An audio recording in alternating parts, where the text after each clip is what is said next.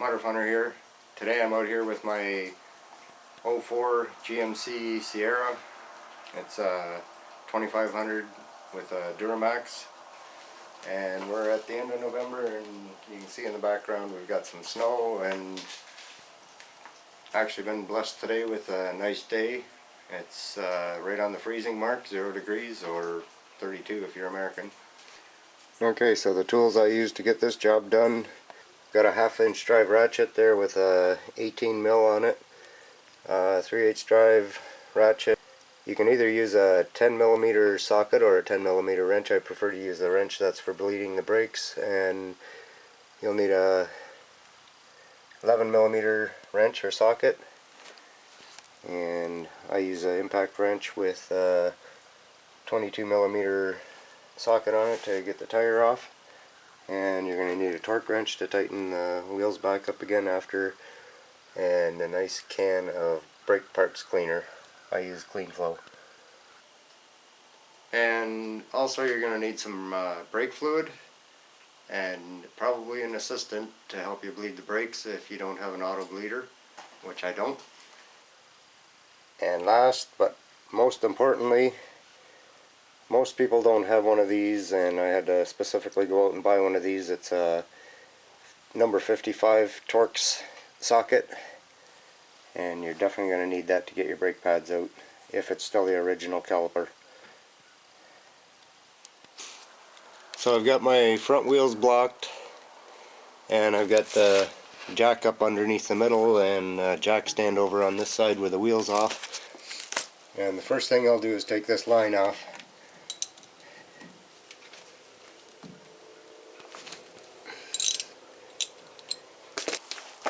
And you're going to want a little tray or something underneath to catch some of the brake fluid that drips out of the cylinder.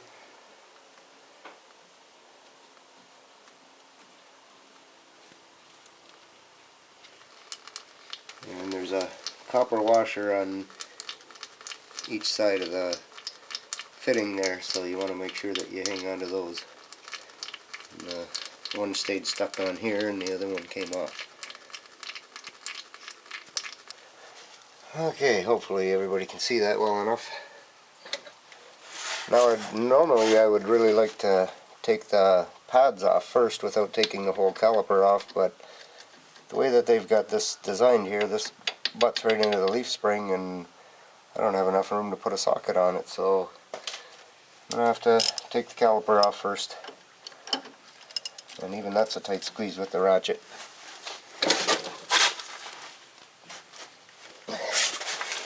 This is the 18 mil.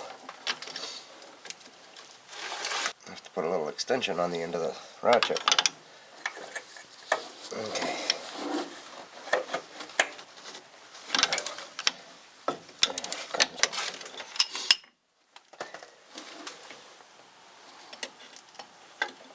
And then the bottom one, it's all the way near the bottom. Can't really get a shot of that, but you'll get it.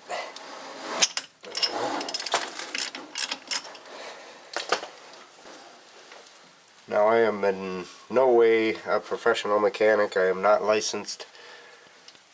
This is just what I do. I do all my vehicle maintenance by myself, so if you choose to do your own brakes, that's entirely up to you, and use my advice at your own discretion. Okay, I've got the caliper completely off now. So at this point you want to inspect your rotor and make sure that there's no cracking or obvious warping. If it's been stained extremely dark, or if you see rainbow colors in it, that means that it's been overheated at one time or another. And everything looks pretty good in here, and you shouldn't see any cracking going on in the face of it there on either side. After I check the other side, I'm going to clean the rotor up with some brake parts cleaner. Okay, so I've got my caliper clamped into my vise. What you should do is maybe get a small screwdriver. I'm just using a small file, and make sure that the Torx ends are nice and cleared out.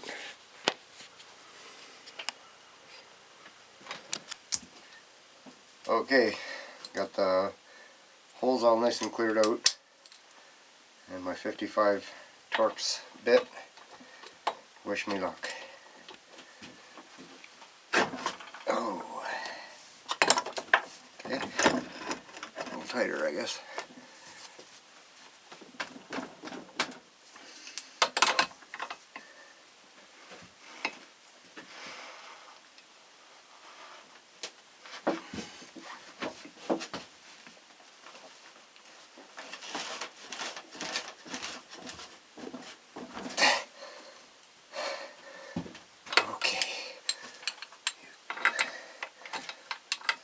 This one.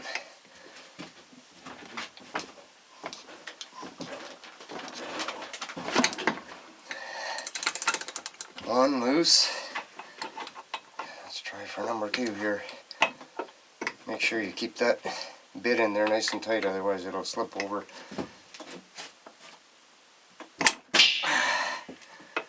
Number 2 loose. How sweet is that?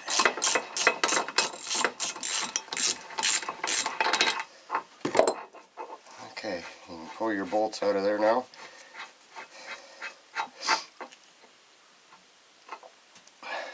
And this centerpiece should come out with your pads.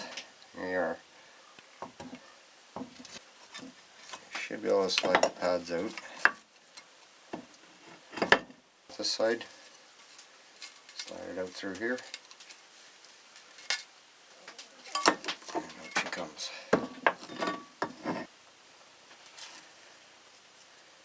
And I clean that up nice and should be good to go again. Okay, so this is the really nasty one, and what I've been doing is I've got a little file, it's a little flat one, and you could use a small screwdriver or whatever you want to use, but I just went down in the center of this slot right here and make sure that I got all of the old brake fluid out of there and grease and whatever else built up. Putting it into the rag there and cleaning out the little nooks and crannies with that. And once I get that, I'm going to blow it off with the air hose nice. Okay, so this caliper came with 2 new slider clips here. This little plate just prevents the pad from wearing into the casting here on the caliper. And you'll note one side is wider than the other. The wide side goes towards the cylinder. And just slip that in behind here.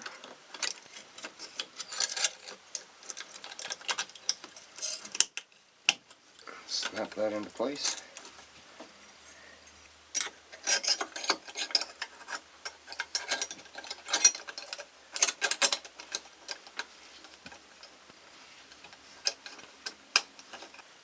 Used my nice Clean Flow brake cleaner and shined them up real nice. These are the same ones.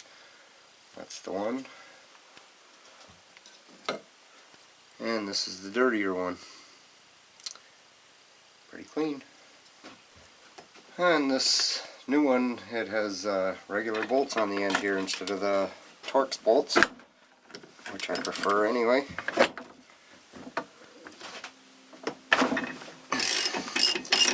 I don't want those coming out.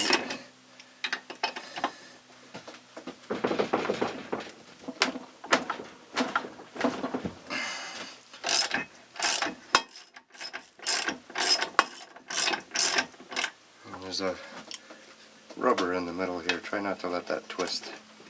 This one's trying to twist here already.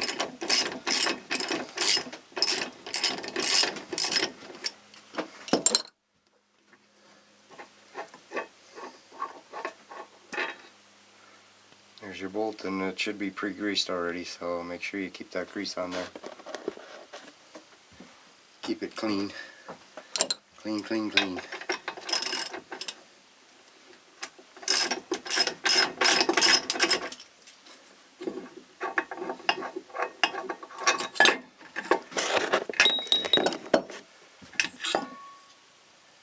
This part of the pad is on the inside, and the 2 little tabs are on the other side, and I just slide it into place right there like that.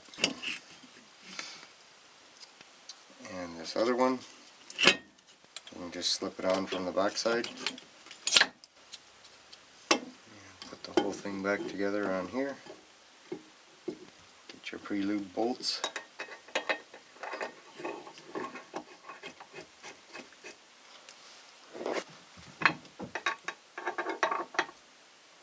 And for me, I prefer to use a little bit of some anti-seize on these bolts, just on the threads, not on the part where the rubber is, but on the threads.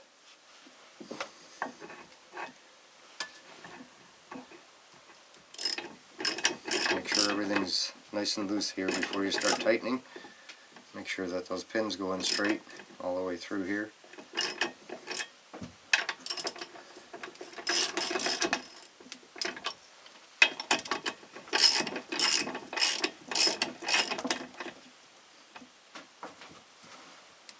Just make sure you slip these rubbers back over the bolts there. Put them back into place once you get the bolts tight. I'm sure there's a torque on these, but I don't have that torque. And good and tight is good for me.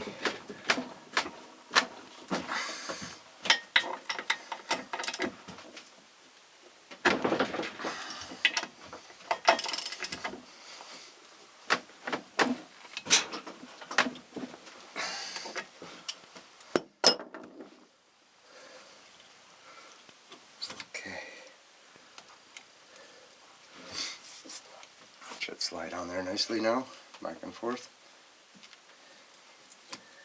Very good. Back to the truck.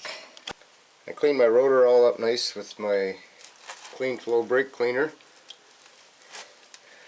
And if you didn't already know this, which I didn't until I did this project, but you also have drum brakes up inside here, and that runs your e-brake, and that's it. And seems there's a lot of fluid up inside of that.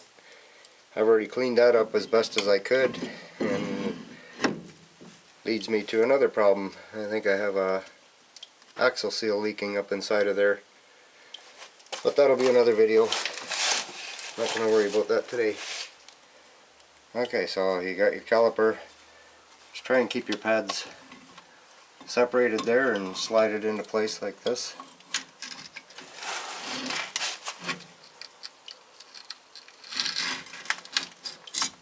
There you go. And you should have a bolt ready. I've already put a little bit of anti-seize on these ones. And I'm just holding it up with my knee underneath here.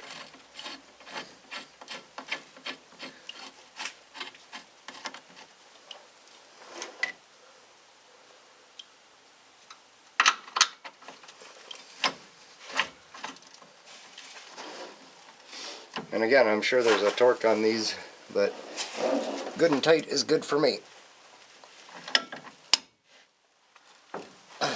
This line is going to be leaking a little bit yet, so I'm just going to wrap a little cloth around it for a second here.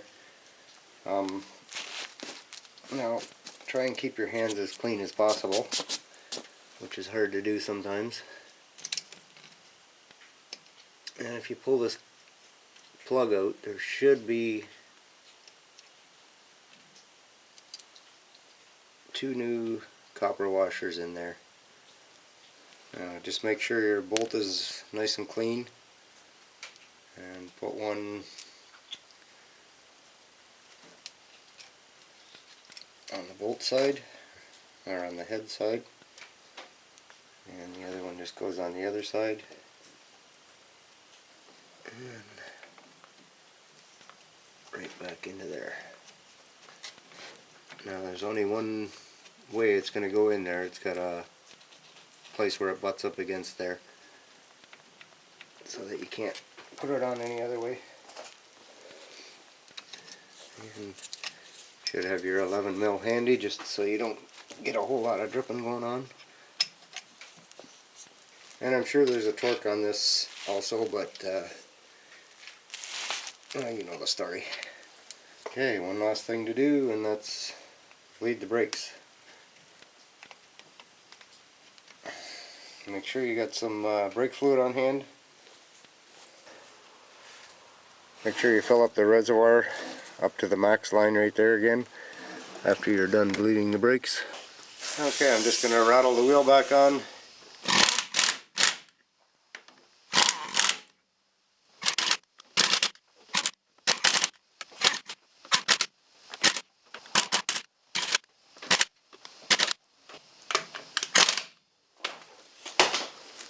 Okay, and I'm just going to torque them to 110 foot-pounds. I'm not sure if this is 110 or 105 on this truck.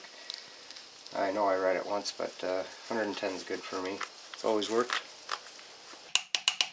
110.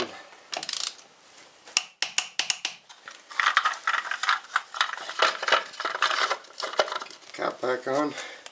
Now remember, after you've had the line off, the first time you go to put the brake on, it's probably going to be spongy, and it might even be spongy for a short little time after you start driving it, but it will improve. So thanks for watching, and subscribe if you like, and make sure you hit the like button if you like.